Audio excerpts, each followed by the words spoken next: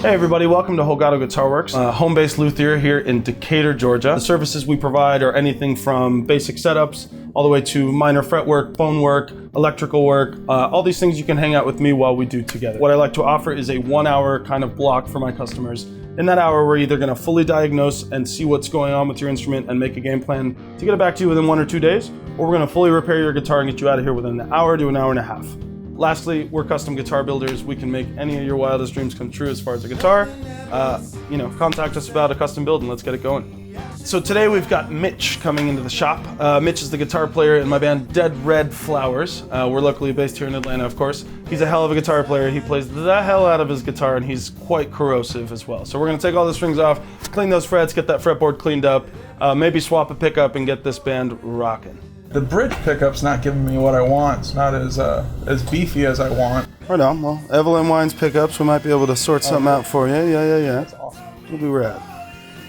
We are polishing frets at the moment to get them all nice and shiny, first off, and second off to make great contact between the strings and the frets and kind of rid all that corrosion. We're going to check the truss rod in the neck that provides the relief, or the back bow or front bow. We want it to be pretty much straight so that the strings have enough room to vibrate freely and sustain properly. We may replace this pickup. Mitch mentioned that he was not satisfied with the sound of it. We'll touch it up, make sure that all the solder joints inside are satisfactory. Oftentimes over time they become oxidized and they break apart. But if that's not the case, we can replace it. We can wind pickups here and make sure that it's a good match set with the neck pickup, which is typically a lower output than the bridge, because at this point in the guitar, which is a little bit closer to the middle of where the strings lay, that is where the vibrations are the loudest. They have the most movement, the highest amplitude of that string vibration is going to be towards this middle section of the guitar. So it's a little bit louder here, so you want the pickup to be a little bit quieter.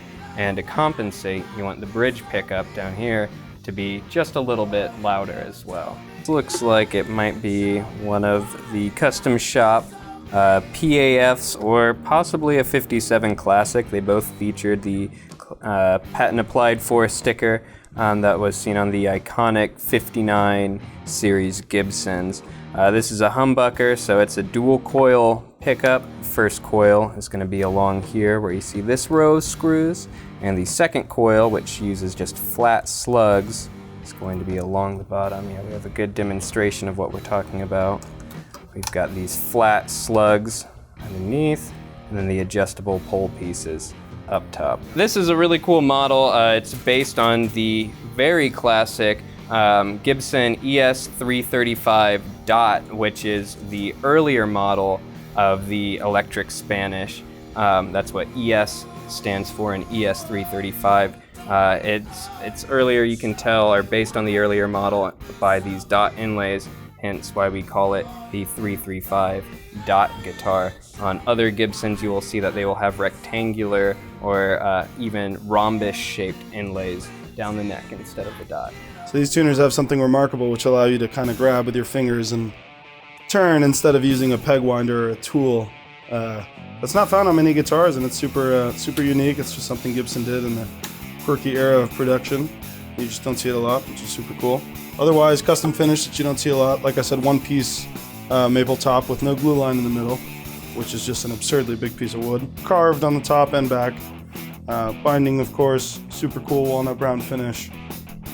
Very unique guitar. So what makes the 335 such a popular instrument is it's a semi-hollow design. So on the sides here where you can see the F-holes, it's completely hollow over here, but through the middle there's a solid block of wood here. And why they created that is once the electric guitar became invented, once we started amplifying our instruments beyond just typical acoustics, with speakers and a hollow body guitar, it would provide feedback.